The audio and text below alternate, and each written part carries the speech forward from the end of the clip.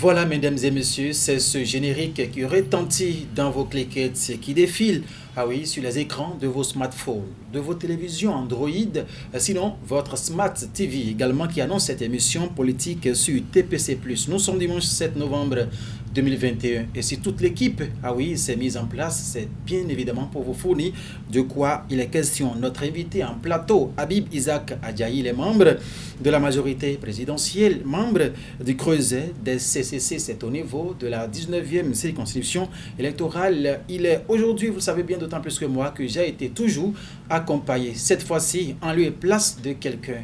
C'est quelqu'un. Noélie Boton, bonjour à vous. Bonjour cher Mathieu, bonjour chers internautes de TPC Plus TV, bonjour monsieur Habib Isaac Adjaï. Bonjour madame, bonjour monsieur Mathieu, merci pour l'invitation. C'est nous qui vous remercions. Alors madame Noélie, vous sentez mieux sur ce plateau-là? Ça va, ça peut aller. Je vous laisse alors le soin de démarrer cette émission avec notre invité. Merci beaucoup. Monsieur Adjaï, dites-nous, aujourd'hui on entend parler du creuset CCC, mais c'est un creuset très peu connu de la population béninoise. Est-ce que vous avez quelque chose à nous dire à propos de ce creuset rapidement? Oui, on ne peut pas parler de ce creuset, si je dois comprendre, si vous parlez de creuset des CCC de la 19e circonscription électorale, ami de Patrice Talon, sans parler à l'origine des CCC, parce que qui parle des CCC parle de Patrice Talon. Il a fallu des CCC en 2015 déjà pour croire au projet de société du président de la République et faire de lui un homme politique afin qu'il revienne au Bénin. Vous n'êtes pas sans savoir qu'en 2015, pendant que il était persona non grata dans ce pays, il a fallu des jeunes pour croire en son projet de société, pour commencer déjà par divulguer ses intentions, ses projets, afin que lui, l'installer dans le rôle d'un acteur pour qu'il rentre triomphalement au Bénin. Patrice Talon, un homme de vision, nous avons partagé cette vision, nous avons pris des risques, particulièrement au niveau de la 19e circonscription électorale, où faire de la politique était un danger, où il fallait sortir avec des fétiches pour dire Yanhomaoui. Vous savez, le fameux Yanhomaoui, ce que ça veut dire. Je ne veux pas dire particulièrement par rapport à un parti politique qui était là, qui se la jouait sur le terrain. Et nous avions osé, et moi je sais ce que j'ai vécu dans mon coin, dans mon quartier. C'était un risque? C'était un risque que nous avons pris, nous avions fait nos poitrines, nous l'avions pris à juste titre, il l'a reconnu.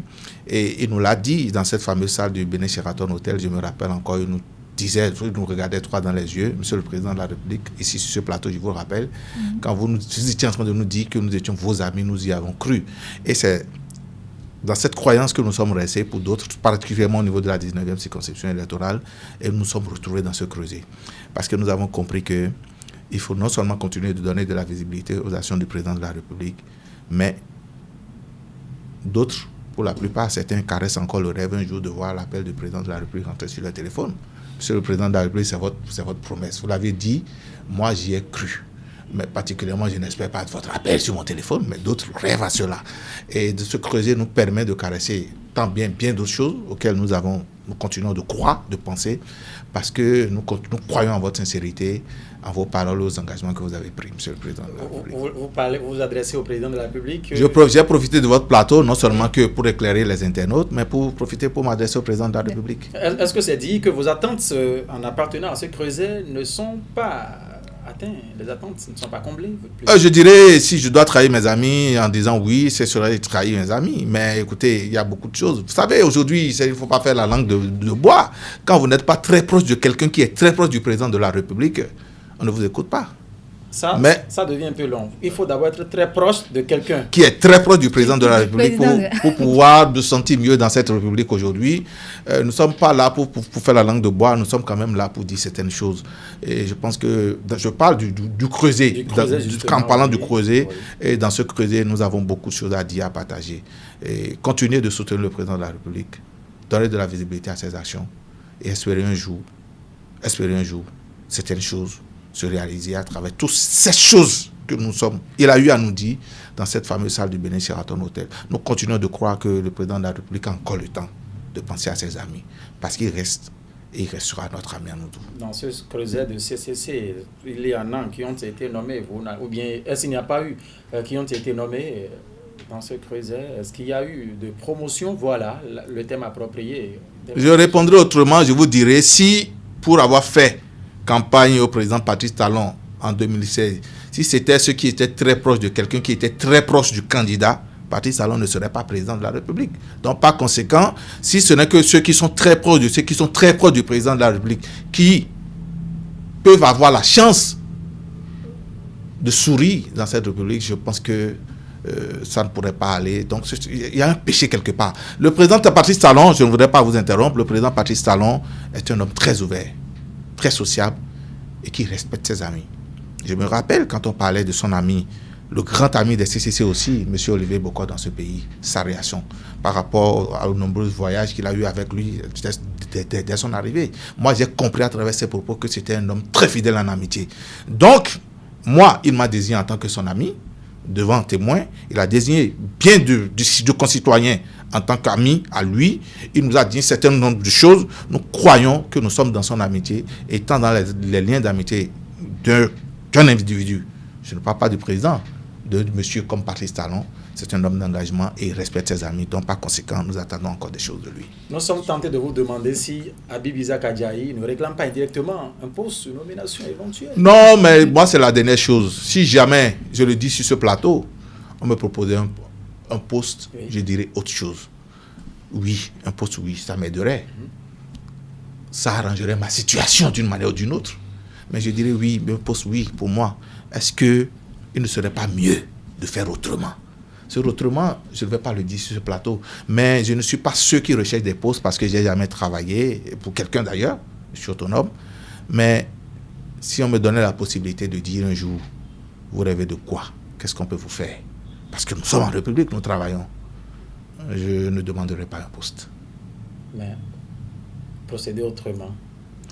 Autrement, ça reste pour moi ce que je pense simplement. D'accord, vous, Noélie. Monsieur Adjahi, merci beaucoup.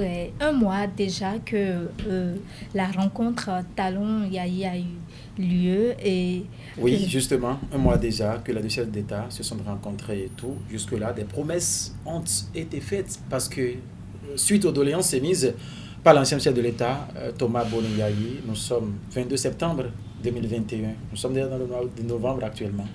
Dites-nous, Habib Isaac Adjahi, ça prend du temps ou bien que faut-il faire? D'abord, je voudrais remercier le président de la République pour cet acte, d'avoir reçu le président Yahi Boni, oui, malgré son agenda très chargé. Je voudrais aussi, néanmoins, remercier beaucoup le président Yahi Boni, grand homme d'État, de cette fête humble pour aller vers son frère, son ami de toujours, le président Patrice Talon. Je n'étais pas au pays, j'ai vécu cela de loin, avec beaucoup de chaleur, beaucoup de plaisir, beaucoup de bonheur. La diaspora béninoise dans le pays dans lequel j'étais, pour d'autres avec qui j'ai eu à collaborer pendant mon séjour, était franchement, sincèrement épaté. Comme quoi les Béninois attendaient cela. Mais je voudrais rappeler aux concitoyens, puisque nous sommes sur Internet, oui, et nos amis de la diaspora. Bien évidemment, nous sommes suivis un peu partout. Hein. Sur l'Estima TV, dans les maisons, on est suivis. Voilà. Que il faudrait qu'on apprenne à laisser le temps au temps. Le président Patrice Talon n'est pas un magicien. Nous sommes en démocratie et la démocratie dit séparation des institutions de la République. L'exécutif est différent du judiciaire. Les doléances, pour la plupart, pour avoir lu ce que j'ai lu, constituent à la libération de certains concitoyens en prison. Le retour de certains exilés? Il n'y a pas d'exilés au Bénin. Ok. J'en reviendrai. On continue. Le président Patrice Talon a certainement écouté le président Yahi Boni. les doléances du président Yaya Boni resteront en étude, certainement. Et en son temps, le président Patrice Talon réagira. Mais par contre, par rapport à ce que vous évoquez tout à l'heure, par rapport aux exilés, nous n'avons pas d'exilés au Bénin. Vous l'avez dit, vous avez certainement les raisons qui vous... Moi, je suis sorti, j'ai fait pratiquement 2 mois hors du pays. Vous ne restez pas savoir que les Béninois actuellement sont à l'extérieur et ne peuvent pas revenir comme ça aussi facilement. J'ai pris mes vacances politiques et je suis sorti du Bénin. J'ai choisi de revenir et je suis revenu. Donc, par contre, ceux qui sont partis et ne sont pas revenus, j'ai fait le choix. Moi, je ne voudrais citer le nom de personne sur ce plateau. Est-ce que c'est des partis pour les vacances politiques? Est-ce que c'est même dans les mêmes conditions que les mêmes conditions que les autres? Les autres, ils sont partis dans une condition. Est-ce que c'est la même condition? On ne sait pas. Vous parlez de quelles conditions, madame? Non, je ne sais pas. Vous avez dit que ne veut pas revenir. Moi, il n'y a pas de conditions. Vous parlez de quelles conditions? Parler de quelles conditions? Quand les gens se retrouvent en conflit avec la justice, vous voulez qu'ils fassent quoi? Vous pensez que si moi j'étais en conflit avec la justice, je suis parti, je vais revenir? Mais c'est de ça qu'il s'agit. Si je n'ai pas suffisamment de courage d'affronter la justice de mon pays et que je suis un lâche, je ne reviendrai pas. Je pèse même, excusez-moi pour cette grossièreté, excusez-moi pour cette c'est de ça qu'il s'agit. La justice, oui. Tout le monde, d'une manière ou d'une autre, peut avoir un problème avec la justice. Mais il faut avoir le cran d'affronter la justice de son pays. Il faut Quand avoir on ne se reproche rien. Quand on ne se reproche rien, il faut aller vers la justice de son pays pour laver son honneur. Mais quand vous fuyez la justice, vous voulez qu'on vous traite de quoi? Avec tout ce qu'on a eu assisté, nous avons assisté à des... Tu vas à la Crayette, c'est pas évident que tu reviennes là. Vous ne restez pas sans savoir qu'il y a eu de ces cas également. Mais écoutez, oui. Quand on va à la Crayette, on ne revient pas. Moi, je vais vous faire une confidence sur ce plateau. Pour ne pas être sûr de revenir, c'est ce que nous sommes sentis. Je vais vous faire une confidence sur ce plateau. Allez-y. Moi, j'ai été déposé en prison pour quelque chose que je n'ai pas fait. Je le dis sur le plateau droit face aux Béninois parce que je ne me reproche rien. 2 ans, je suis resté en instruction. Caution où je suis sorti. Mais j'aurais pu fuir. Maître Dodine Mesme, excusez-moi si je cite votre nom sur ce plateau. Quand je vous avais appelé ce jour-là, vous m'avez dit, si tu réponds à la convocation, on va te déposer en prison. Et je vous ai dit ceci. Je ne me reproche rien et je m'y rendrai. Je suis parti au commissariat, je ne suis plus revenu chez moi. Voilà, ça veut dire que ces paroles se sont transformées en une prophétie. Non, pas en une prophétie. Mais... Il a compris comment le système fonctionnait. Okay. Parce qu'il fallait, certainement, moi j'étais ignorant. Si j'étais sûr que pour n'avoir rien fait, comme disposé en prison, oui, peut-être que je ne serais pas parti. J'ai dit peut-être. Mais je me suis dit, je vais m'expliquer, je parlerai. Beaucoup de personnes vont s'étonner de ce que je dis sur ce plateau, puisque... Ça sort de l'ordinaire. Mais écoutez, quand vous n'avez rien à craindre, quand vous ne vous concernez pas de ce qu'on dit... Vous avez dit tout à l'heure que vous étiez un peu ignorant, si vous savez que vraiment je dis peut-être je n'aurais pas eu la même appréciation, la même façon de voir les choses. Voilà. J'ai été déposé. Je suis resté en instruction. Je suis sorti. Malgré tout ce qui avait été dit, bon, l'instruction a fait son travail. Je n'ai pas été en citation. Je suis sorti. Je pense qu'il faut avoir le courage. Même si je pense même certainement que si je savais même que je serais arrêté, oui, je me donnerais le temps de faire ma défense. C'est pas facile. Mais c'est important de laver son honneur, l'honneur de sa famille. Ça ne plaira pas à mon épouse ce que je viens de dire, mais c'est important. À un certain moment, on ne peut pas seulement juger les autres. Il faut aussi faire témoignage, rendre témoignage de ce que l'on dit. Excuse-moi, oui, ma chérie, je ne me reproche rien. Donc j'ai juste partagé cela avec des concitoyens. Est-ce que tu as dit les exilés, s'ils ne se reprochent rien, ils peuvent revenir au pays pour laver leur honneur? C'est de ça qu'il s'agit. Vous pensez que j'aurais des choses à me cacher et je serais en train de parler sur un plateau de télévision? L'Internet, c'est le monde entier.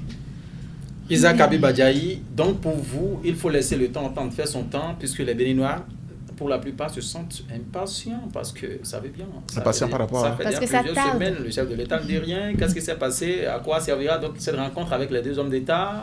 Les questions, vous savez bien. Le président de la République est encore là pour 4 ans au moins. Bien sûr. Donc attendons. Ok, donc de laisser le temps au temps. Bien sûr. Mesdames et messieurs, cette émission se poursuit sur TPC Plus ce dimanche 7 novembre 2021 avec Habib Isaac Adjaï, membre de la majorité présidentielle. Noélie Botan. Monsieur Habib Isaac Adjaï, dites-nous vos appréciations par rapport à la libération de quelques opposants.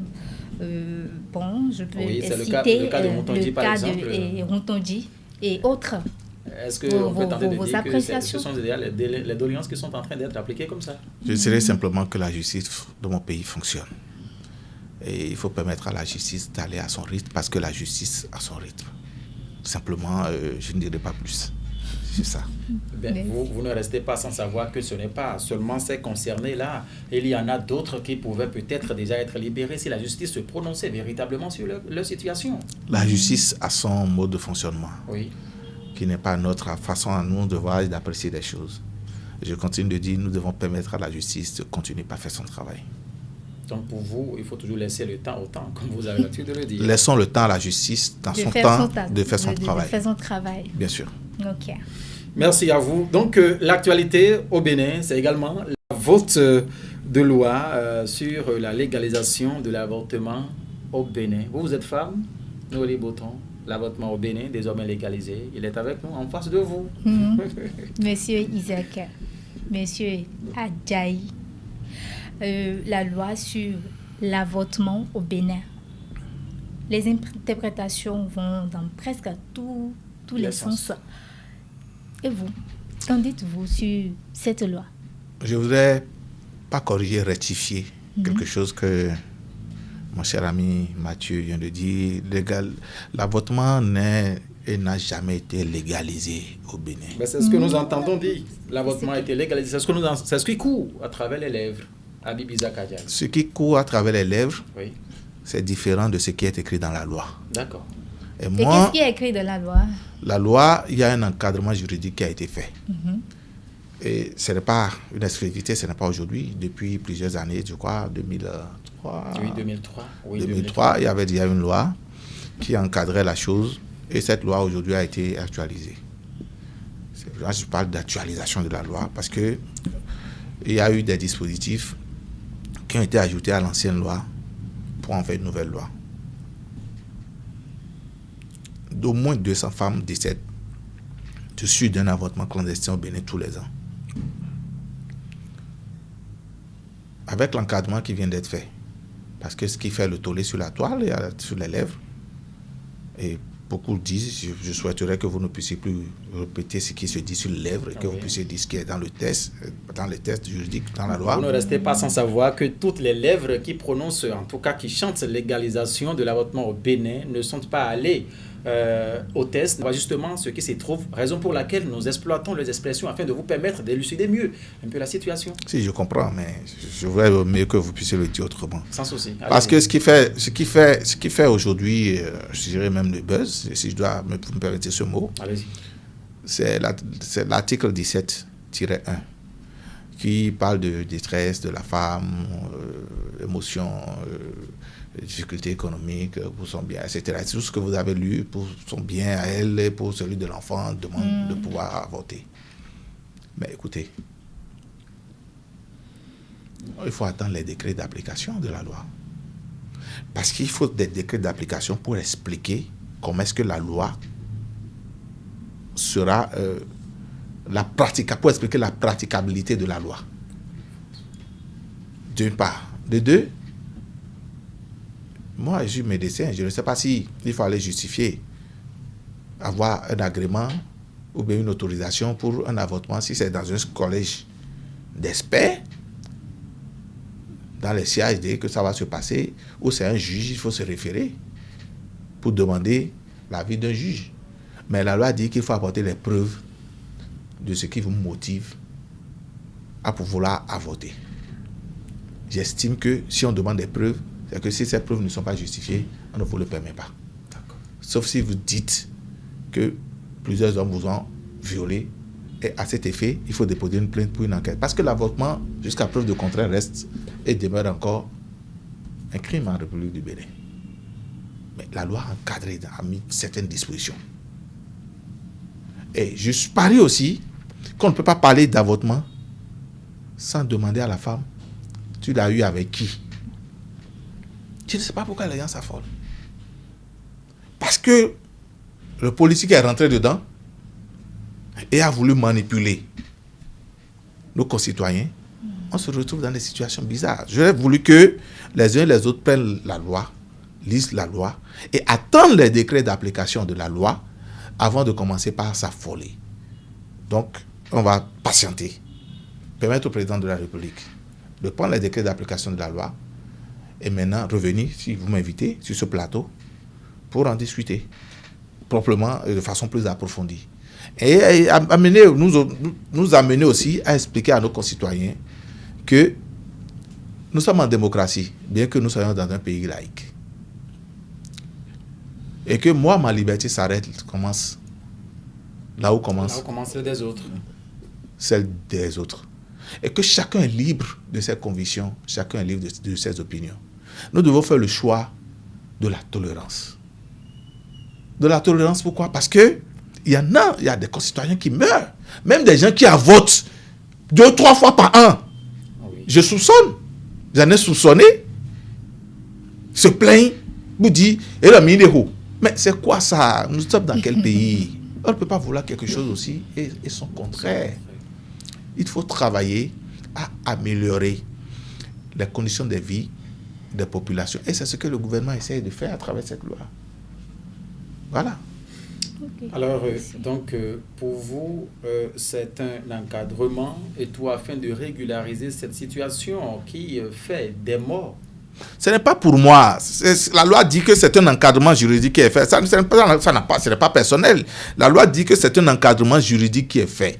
Et la loi elle-même s'explique en tant qu'encadrement juridique, disposition juridique pour permettre aux praticiens, ou certains, je dirais, oui, parce qu'il faut attendre le décret d'application. Encore que, ce n'est pas parce que j'ai envie d'avorter, j'irai voir le médecin du coin, ou bien de l'hôpital, du quartier, de l'arrondissement, et il m'avorte. Il faut attendre les décrets d'application. Donc, la loi en elle-même est un encadrement. La loi en elle-même est un encadrement par rapport à tout ce qui est fait pour, non seulement, je dis, un sexe. Quand vous avez un enfant qui vient, vous tombez enceinte par une grossesse incestueuse. Quand la jeune fille est violée, écoute, on ne peut pas accepter ces choses-là. On entend dire parfois que ce sont surtout ces enfants-là qui deviennent de hautes personnalités après, ces enfants inattendus qui viennent, bon, je ne sais pas. Bon, ça, je ne sais pas. Entre ce qu'on entend dire, oui, et ce que vous avez entendu dire, oui, et ce que moi j'entends dire, oui, moi chez moi on dit que c'est un enfant de la honte. Voilà. Donc, chacun, si celui qui pense que l'enfant est une personnalité, ou dans sa famille, dans sa maison, une femme est violée, une petite fille de 13 ans est violée, et il pense qu'il faut garder la grossesse pour que l'enfant devienne une personnalité dans sa famille. C'est son choix. Personne ne va se plaindre pour ça. L'État ne va pas porter plainte non plus pour ça. L'État ne va pas s'arrêter de fonctionner pour ça. Mais moi, chez moi, je ne peux pas. Je vais demander à ce qu'on puisse m'enlever cette honte-là et que on continue de vivre normalement. Quelqu'un ne peut pas violer ma fille de 13 ans au coin de rue. Et si on enlève cette honte, comme vous venez de le dire, et après, la fille n'arrive pas à concevoir? C'est pour cela qu'on dit la loi encadrée pour permettre à ce qu'on le fasse dans des conditions prévues, dans des conditions plus améliorées. Parce que quand c'est clandestin, voilà les risques. La fille ne meurt pas. Pardon, la femme meurt, ou la jeune fille meurt, ou elle n'arrive pas à concevoir. Après, elle a des problèmes, des infections, il y a tellement de choses. Mais aujourd'hui, quand elle va dans une clinique spécialisée pour pouvoir le faire, on attend toujours, je reviens toujours au décret d'application. Je ne sais pas comment ça va se faire, ou serait autorisé à pouvoir le faire.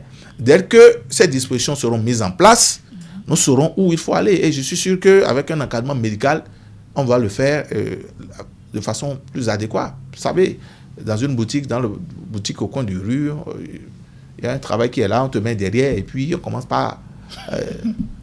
bon, je dis certaines choses ici sur ce plateau. Habib Isaac Adjaye, vous savez bien, vous avez parlé du décret d'application qu'il faut d'abord attendre, mais vous avez vu, vous lisez tout comme nous, la réaction de certains responsables religieux, pas des moindres. Bon, je ne sais pas de qui vous voulez parler. Dans son ensemble, vous ne restez pas sans savoir qu'il y a eu des réactions. L'Église catholique, là. L'Église catholique. Bon, moi, je ne veux pas parler de ça. Puisque on m'a même interpellé par rapport à ce que j'ai eu à dire sur une chaîne de télévision. Voilà, par rapport la semaine dernière, justement. Mais l'Église catholique a mieux à faire. L'Église catholique doit d'abord laver son linge. Je ne veux pas faire le procès de l'Église catholique. Moi, je suis catholique, ma famille est catholique, et j'ai été ancien pensionnaire d'un foyer catholique. Donc, je suis dans mon marigot. Oui. Je voudrais simplement demander au clergé de laver son linge sale. Vous voulez dire quoi par là? Non, je ne dirai pas plus. Vous n'êtes pas sans savoir qu'il y a un rapport qui circule dans le monde. Hein? C'est le débat. Je ne veux pas faire un débat du clergé. Parce qu'ils sont tellement forts, ils sont très puissants, je le sais, je le reconnais. Mais ça n'a rien à voir. Ce n'est pas personnel. Moi, je pense que le clergé a mieux à faire. Le clergé, au contraire, devait aider le gouvernement, d'une manière ou d'une autre, à donner les moyens aux Béninois de mieux se porter. C'est de ça qu'il s'agit. La loi sur l'avortement, c'est la santé de la femme. C'est la santé de la jeune fille. C'est la santé de la dame au foyer. Tout le monde n'a pas compris ça comme ça. Mais ils comprennent. Ils comprennent. Vous savez. Est-ce que spirituellement, ça n'a pas d'inconvénient? Qu'est-ce que vous parlez de spirituellement? Moi, je ne suis pas dans le spirituel. Le spirituel, il n'y a pas une église. Pardon, il n'y a pas une église à la présidence. La présidence est là pour tout le monde. Nous sommes dans un état laïque. Vous parlez de spirituellement. Chacun a sa spiritualité au Bénin. Chacun a sa foi. Il ne faudrait pas chercher à partir de ses convictions religieuses à phagocyter l'ensemble de la population nationale. C'est de ça qu'il s'agit. Nous devons travailler dans la liberté, dans le respect et la différence. Le respect de la différence par rapport les uns aux autres. C'est de ça qu'il s'agit. Il faut travailler aujourd'hui à ce que l'État qui met les moyens à la disposition de la femme, qui travaille, qui se préoccupe de la santé de la femme, nous devons accompagner le gouvernement par rapport à cela. Parce que nous avons trop perdu nos concitoyennes. Trop de filles sont mortes dans la clandestinité pour des avortements mal faits, pour des avortements clandestins. Et je rappelle à nos concitoyens que l'avortement est et reste un crime ici au Bénin. Malgré la loi qui a été votée, il y a un encadrement. Quand vous ne vous retrouvez pas dans l'encadrement juridique de la loi, c'est un crime. Et vous pouvez aller en prison, payer d'amende, de praticiens aussi, tous ces complices. Et tout ceux-là seront sous le coup de la loi. Habib Isaac Adjaye, est-ce qu'avec cette loi qui encadre l'avortement au Bénin, nous pouvons tenter de dire qu'on n'aura plus ces cas d'avortement de façon bizarre là, je crois qu'il y en aura toujours. Malgré ça, il y en aura toujours. Je ne sais pas. Il faut attendre le décret d'application pour voir. Mais ces gens-là tomberont sous le coup de la loi. Tant que on pourra les dénoncer, on n'hésitera pas à le faire. C'est le conseil qu'il faut donner aux concitoyens.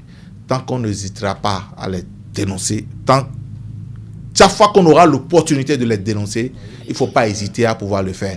Parce qu'il y en aura toujours. Je ne sais pas les conditionnalités, parce que, attendez de voir, si vous devez rentrer dans une clinique et faire un avortement, c'est que vous avez les moyens de pouvoir le faire. Dans des conditions sécuritaires qu'il faut, sanitaires, pour non seulement vous assurer le bon déroulement de la chose, mais sauver votre vie. C'est tout un circuit d'hospitalisation. Oui, il faut travailler à cela. Donc aujourd'hui, je ne sais pas si tout le monde, si ces conditions seront accessibles à certains qui crient aujourd'hui. Donc, j'estime, quand j'analyse en tant que simple citoyen, nous ne sommes rien dans la République, je me dis, ça ne peut pas cesser, mais il faut continuer de sensibiliser les gens pour que ça finisse par cesser. C'est toujours les hommes de santé là, qui aident certaines jeunes filles à commettre ce forfait. Vous n'êtes pas sans savoir que le président de la République, je veux parler de son excellence, le président Patrice Talon, a commencé par assainir ce milieu-là de la santé. Et ces réformes-là continuer, se poursuivre. Et d'ici quelques années, on ne dira pas qu'on va certainement tout finir. Il fera de son mieux et que celui qui vienne aussi puisse pouvoir continuer, pas pouvoir le faire. Mais j'estime qu'il en a suffisamment fait aujourd'hui pour que ça puisse continuer. Moi, je dénonce. Vous avez suivi aussi les sorties médiatiques des porte-paroles, celui du gouvernement qui s'est prononcé sur la question. James William Baguidi, porte-parole de l'Assemblée nationale également, a également fait une sortie. Pour en parler, vous avez suivi? James est mon ami. James, mais je l'ai suivi, j'ai lu. Oui. Mais il aurait pu sortir plus tôt pendant que cette loi-là était au Parlement. Ce n'est pas une question d'amitié, parce que c'est une question d'information. James serait sorti plus tôt pour informer quand même. Mon cher ami James, vous serez sorti plus tôt pour mieux nous éclairer sur cette loi-là pendant que c'était au Parlement.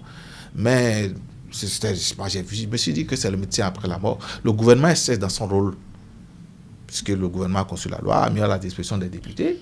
Le président de l'Assemblée a péché au lieu d'envoyer les députés sur le terrain, dans la circonscription électorale, expliquer aux Béninois la quintessence, le contenu de la loi, la praticabilité de la chose.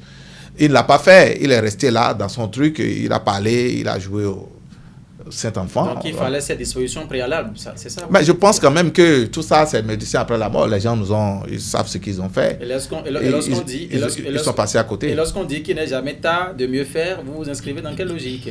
Là, ils ont très mal fait. C'est ça, là, pour eux, c'est trop tard. Ça ne passe pas. Ça ne passe pas. Parce que, regardez le tollé que la loi a fait sur la toile. C'est de ça qu'il s'agit. Il y a une mauvaise interprétation de la chose, au point où même les gens ne disent plus que c'est les députés. Et puis, le gouvernement a une idée. Il dit, réfléchissez sur ça. Sortez-moi une loi. C'est vous qui dites, on prend ça, on ajoute ça, on retire ça. Mais vous ne le faites pas. Et c'est après que les gens commencent par dire, madame, que c'est madame, bon, le gouvernement. Je dis, madame, vous commencez pas à attaquer le gouvernement, qu'il faut sortir pour jouer au médecin après la mort. Non, ce n'est pas possible. Chacun doit prendre conscience de son rôle dans la République et le jouer pleinement. C'est de ça qu'il s'agit. Donc, c'est pour ça le président de la République, j'aime sa rigueur. J'aime sa rigueur parce qu'il appelle à la responsabilité. Il appelle à la conscience professionnelle. Chacun doit être conscient de son rôle dans la République, de ce qu'il fait et doit pouvoir le faire correctement. Des députés là ont raté le coach. Alors, mesdames et messieurs, cette émission se poursuit sur TPC+. Ce dimanche 7 novembre 2021. L'actualité au Bénin, c'est également cet acte du préfet du département du littoral, Alain Ronla. Vous avez appris aussi la nouvelle, comme nous, le déguerpissement de ces femmes au niveau de Djonké. Oui, j'ai appris parce que je ne viendrai pas sur ce plateau pour défendre certaines choses, mais voilà. Je pense quand même que le préfet a mieux à faire aussi. Le préfet a mieux à faire parce que moi, je suis très libre dans la tête. Voilà. Je suis très libre dans la tête. C'est un cadre qui existe pour les touristes, les voyageurs. Le préfet a mieux à faire. Il faut qu'il s'occupe. Le gouvernement a suffisamment de préoccupations sur son bureau et qu'il devait se mettre à travailler.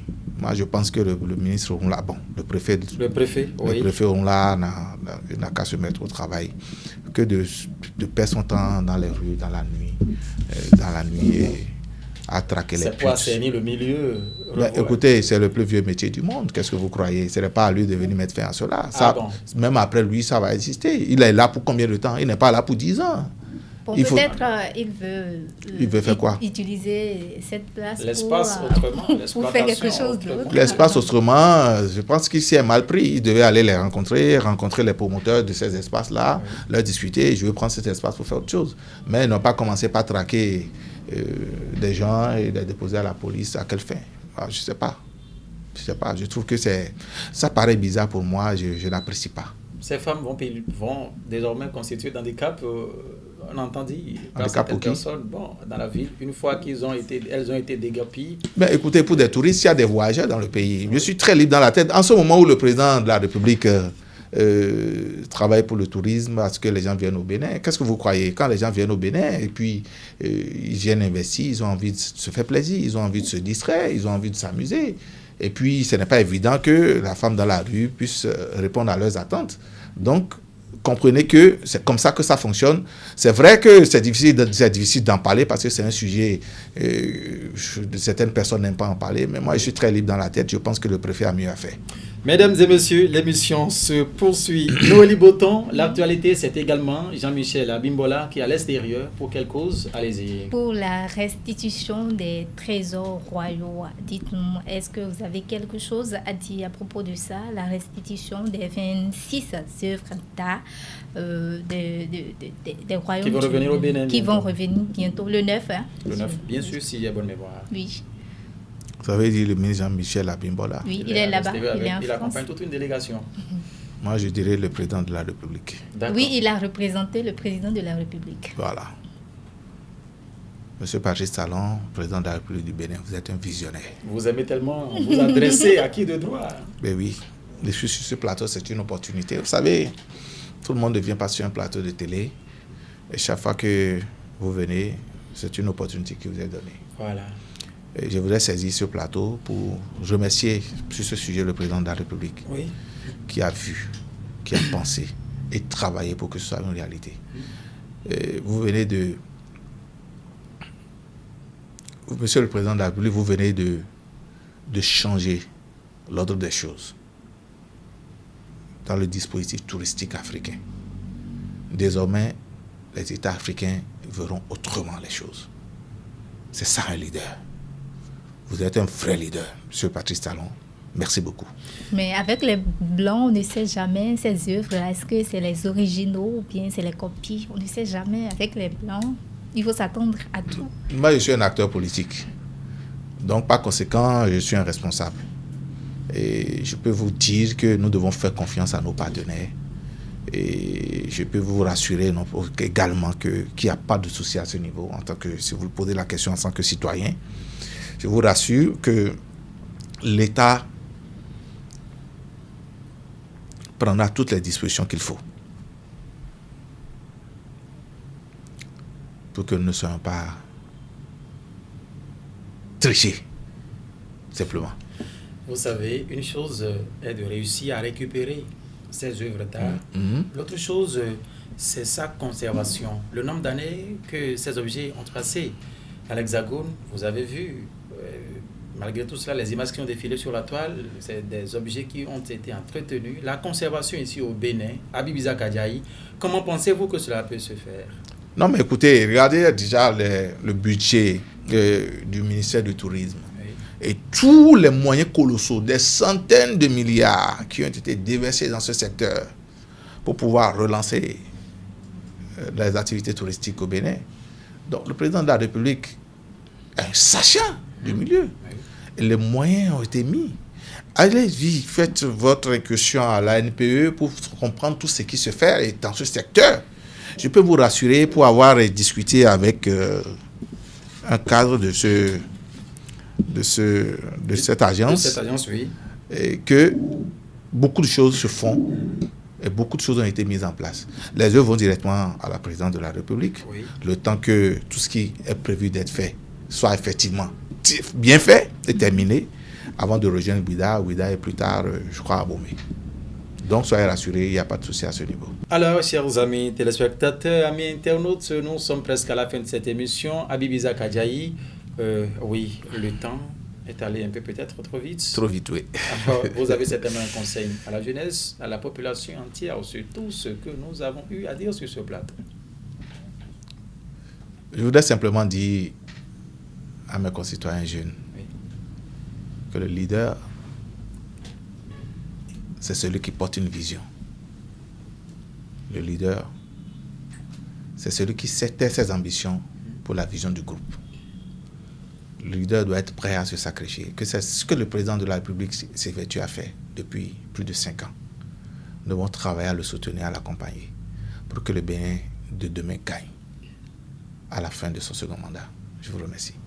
Mesdames et messieurs, vous avez donc compris à l'instant Habib Isaac Adjahi, il est de la majorité présidentielle, il est également membre de ce creuset des CCC, il est au niveau de la 19e circonscription électorale. Avec lui, il était question, oui, de comment donc fonctionne ce creuset CCC, ce que cela, quels sont ses objectifs. Vous avez eu la réponse à ses préoccupations, la libération de certains opposants, le vote de loi sur l'avortement au Bénin, sans oublier ce qu'on peut attendre un mois après la rencontre entre les deux chefs d'État, le président Boniaï et son Excellence Patrice Talon, la réaction sur la sortie médiatique du porte-parole de l'Assemblée nationale et celui du gouvernement n'ont pas été occultés tout au long de cette émission. J'ai été donc sur ce plateau pour recevoir l'invité accompagné de Noélie Bouton. De l'autre côté de la réalisation, l'équipe reste toujours la même, mais Roland Boyanjo à la réalisation, Félicien Bouton derrière les caméras. Aujourd'hui, l'édition a bel et bien porté la signature de celui-là que vous connaissez bien,